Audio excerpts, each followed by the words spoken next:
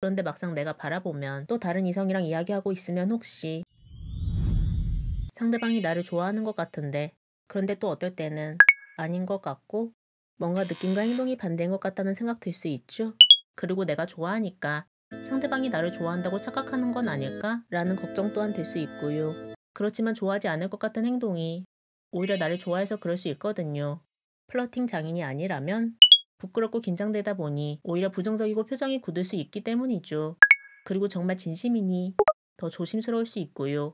그런데 서로 좋아하는데 이런 분 놓치면 너무 아깝잖아요. 그래서 준비한 영상입니다. 호감이 아닌 것 같지만 호감인 경우에 대해 말씀드릴게요. 궁금한 점 또는 여러분의 생각을 댓글로 남겨주세요. 첫 번째는 시선이에요. 사실 좋아하다 보니 자꾸 생각나고 보고 싶잖아요. 그렇다 보니 은근슬쩍 바라보게 되고요. 그런데 막상 내가 바라보면 시선을 피하려고 한다.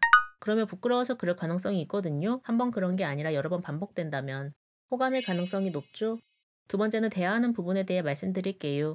내가 정말 힘들게 말을 걸어도 또는 아니 이럴 수 있어요. 그렇다 보니 대화가 이어지는 게 더 힘들 수 있고요.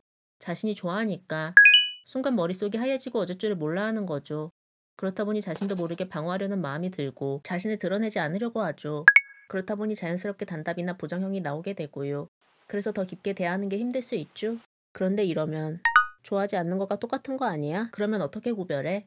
라고 이야기하실 수 있죠. 구별하는 방법을 알려드릴게요. 상대방의 긴장이 풀렸을 때를 보면 구별할 수 있어요.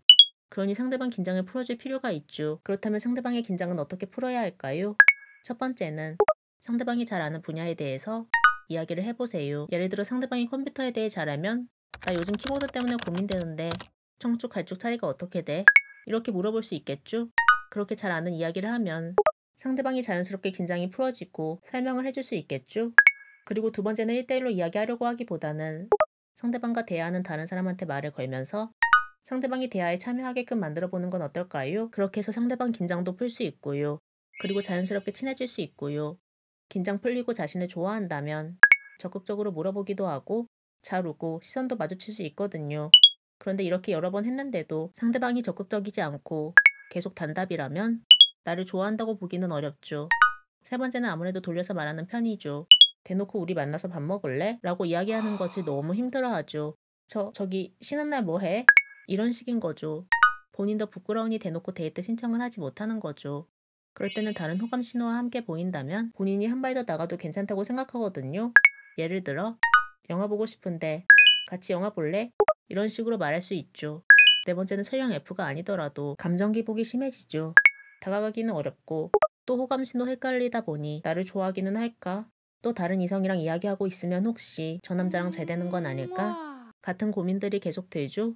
그러면서도 한편으로는 잘 됐을 때 상상하면 기분 좋아질 수 있고요. 그렇지만 기분 좋아졌다가 앞으로 다가갈 생각하면 걱정되고 불안할 수 있고요. 그렇다 보니 다른 사람한테는 안 그러는데 긴장된 부분까지 합쳐져 굳은 표정이 나올 수 있거든요.